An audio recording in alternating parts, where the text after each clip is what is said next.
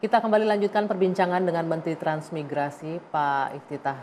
Kita lanjutkan, tadi ada 5 konsep transmigrasi yang akan digagas. Tadi Transtuntas, Translokal, Transpatriot, kemudian Transkarya Nusantara.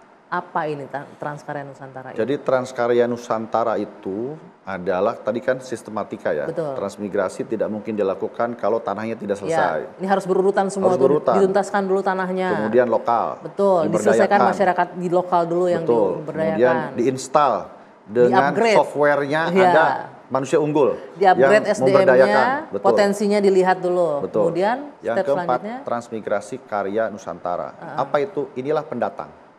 Kalau kami, tadi kan Mbak tanya saya strateginya apa untuk membangun kawasan ekonomi baru itu. Strateginya ada gula, ada semut. Jadi sekarang kami Kementerian Transmigrasi tidak lagi memindahkan semut, tapi menciptakan gula-gula di kawasan ekonomi. Jadi semut akan berdatangan sendiri, harapannya begitu. Betul. Tapi saya berikan contoh saja, misalkan di salah satu kawasan di Sulawesi, itu ada investor coklat yang akan datang, butuh tanah 20.000 hektar, kebetulan kami punya di sana. Nah, itu lokalnya, itu ada sekitar 1.000 kepala keluarga. Kalau misalkan kami berdayakan, sementara pabrik itu menyerap lebih dari 20.000 kepala keluarga. Lokalnya sudah terserap 1.000. Sudah terserap dan bisa juga datang dari lokal yang lain di kawasan Sulawesi begitu. Tapi kalau dibutuhkan lebih banyak lagi dari luar, itulah transmigrasi karya Nusantara. Harapannya Mbak Anggia, kenapa? Apa yang membedakan antara orang yang datang secara alamiah dengan transmigrasi karya Nusantara? Kami tentu akan menyiapkan tenaga kerja ini secara lebih terdidik dan terlatih, sehingga siap pakai dan terserap oleh industri. Sebetulnya kalau boleh merefer tadi kepada transmigrasi lokal pun, kita berharap kalau nanti ada industri, hilirisasi, investasi datang di kawasan itu, masyarakat tidak hanya sebagai penonton, bahkan tidak terserap oleh industri itu. Meskipun, Bang Gia, kalaupun misalkan mereka tidak bekerja di industri itu, mereka kalau punya kapasitas, itu bisa mendukung industri itu dengan misalkan menyiapkan kebutuhan pangan. Atau bisa juga menyiapkan kebutuhan hilirisasinya. Contoh kalau ada industri mobil, nanti masyarakat di sekitar bikin skru, bikin jok mobil, jadi bikin turunan-turunannya. Nah, oleh karena itu yang paling penting dari program Transkarya Nusantara itu. Baru terus kemudian yang terakhir transmigrasi gotong royong. Apa ini? Transmigrasi gotong royong itu adalah sinergi kolaborasi kementerian lembaga, pemerintah daerah dan swasta untuk membangun kawasan ekonomi atau melakukan revitalisasi kawasan transmigrasi yang sudah ada. Kami punya ada sekitar 153. Ini kita bicara wilayah transmigrasi yang lama-lama tadi ya Pak Menteri ya, bukan yang baru dibentuk ya. Ada beberapa yang juga nanti kami rencananya revitalisasi yang sudah diserahkan kepada Kementerian Dalam Negeri. Tapi HPL-nya masih punya kami. Contoh misalkan di Natuna. Di Natuna itu kami masih punya HPL transmigrasi 30.000 hektar. Kemudian di Anambas, kami punya lebih dari 3.000 hektar. Bupatinya dua-duanya sudah menghadap kami dan ingin direvitalisasi, ingin dibantu dibangun kawasan ekonominya tersebut. Nah, Pak Menteri, ini kalau kami mendengarkan, saya mewakili masyarakat mendengarkan ini idenya luar biasa. Tapi kita kan tahu di negeri ini, ide luar biasa itu kadang hanya terhenti sampai di ide aja nih. Realisasinya akan seperti apa gitu.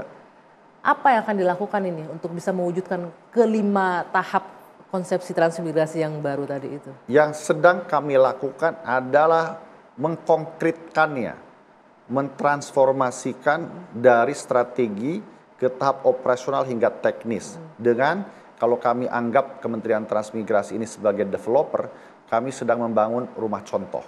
Tentu masyarakat ingin melihat langsung bukti nyatanya.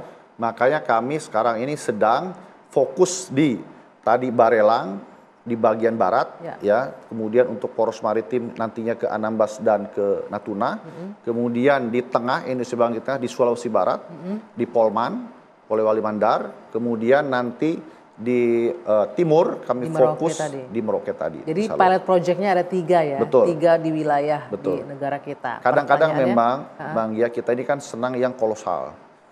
Kalau dibagi-bagi banyak gitu. Masif, tapi kan kita tahu anggarannya juga sangat terbatas. Nah ini baru saya akan masuk. Dari mana itu anggarannya? Kalaupun pertama kita bicara pilot project dulu.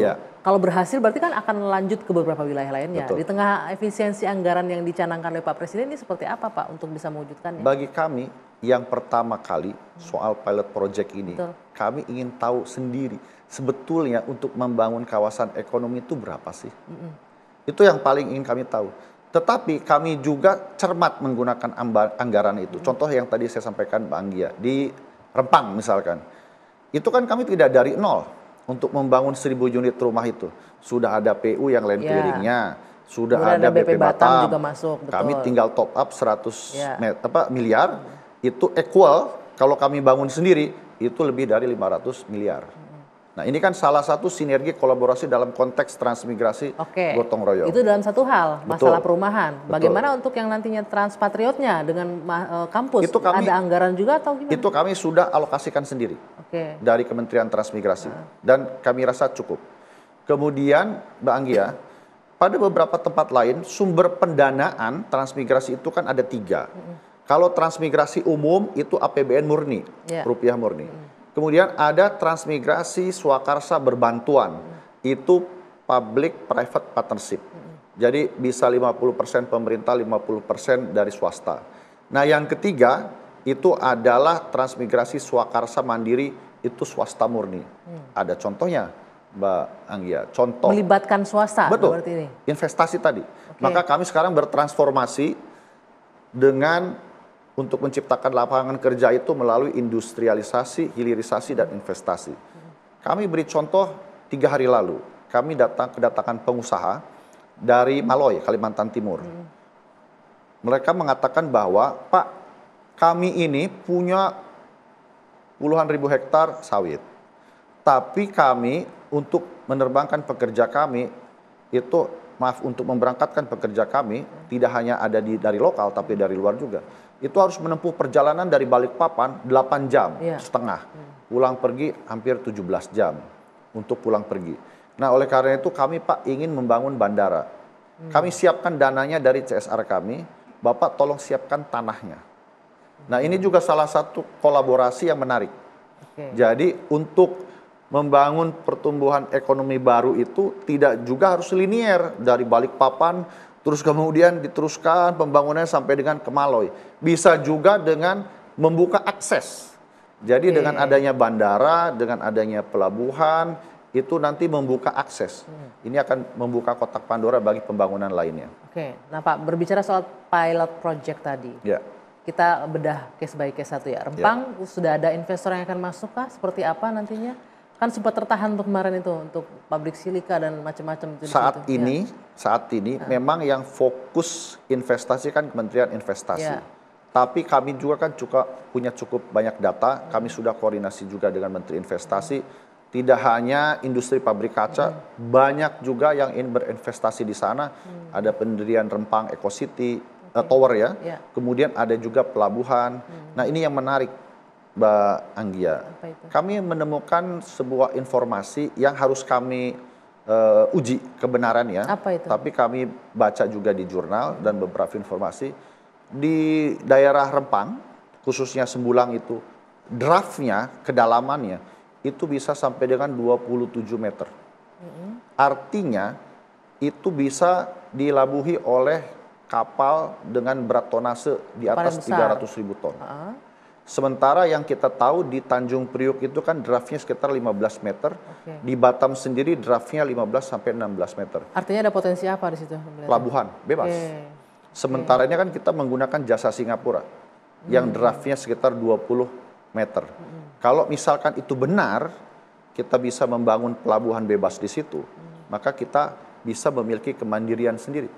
Untuk memiliki pelabuhan yang berskala besar, sehingga tidak perlu menggunakan jasa negara tetangga, bahkan kapal-kapal lain dari negara asing bisa menggunakan jasa kita. Itu ya. Betul. Itu di wilayah barat. Untuk di tengah, di Polman, apa yang akan Polman coklat. Coklat, itu yang tadi disebutkan sudah mulai ada. Bahkan ada nanti rencananya hilirisasinya. Jadi saya sudah mintakan jangan hanya kita supply coklatnya mentah, tapi juga bangun pabrik coklatnya di situ. Saya sampaikan kepada pegawai kami di Kementerian Transmigrasi, saya sampaikan, coba yuk bikin visualisasi yang baru, ya, bahwa nanti salah satu kesuksesan Kementerian Transmigrasi itu kalau misalkan kita mengekspor ribuan kontainer ke luar negeri. Potensinya sudah ada, contoh di Poso.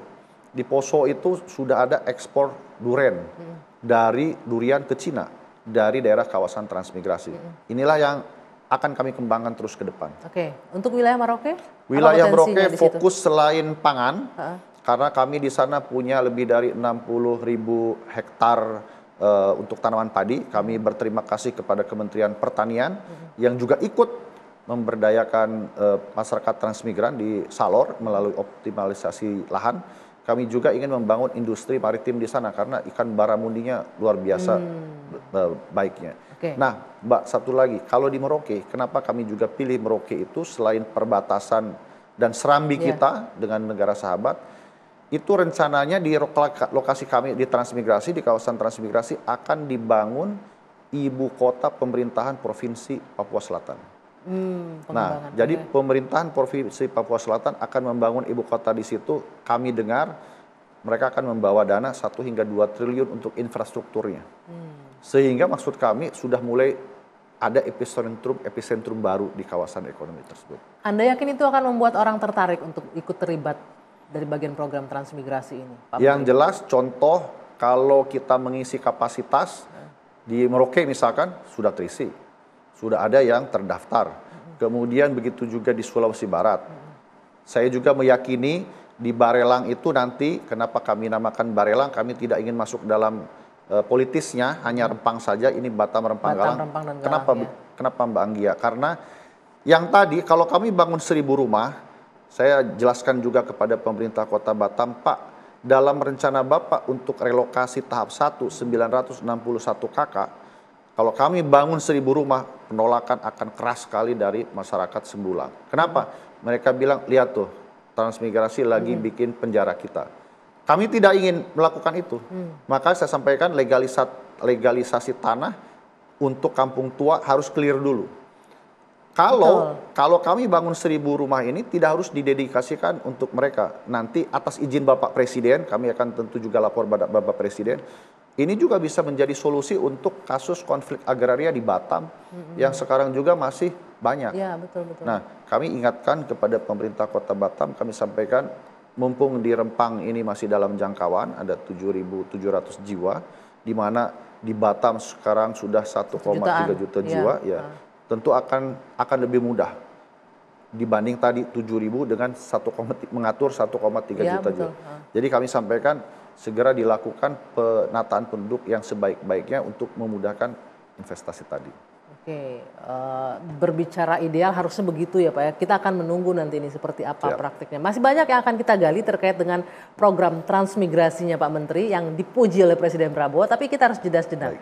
One on One akan kembali sesaat lagi.